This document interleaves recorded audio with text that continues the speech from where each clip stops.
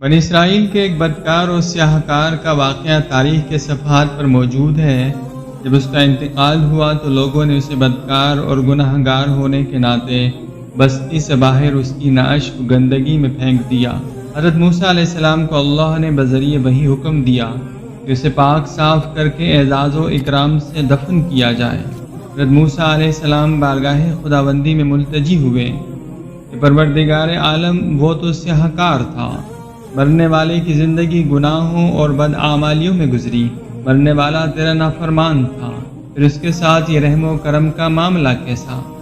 مولا کریم نے فرمایا، موسیٰ بے شک مرنے والا بدکار تھا، اس کا نامہ اعمال نیکیوں سے خالی تھا، بے شک وہ بخشش کے لائق نہ تھا، بے شک وہ میرے رحم و کرم کا مستحق نہ تھا، بے شک وہ اس اکرام کے قابل نہ تھا، لیکن اس کے ایک عمل نے مجھے فیصلہ بدلنے پر مجبور کر دیا۔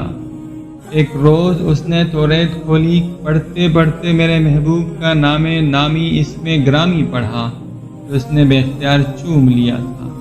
اس عمل کے باعث ہی اس کی بخشش و مغفرت کا اعلان کرتا ہوں۔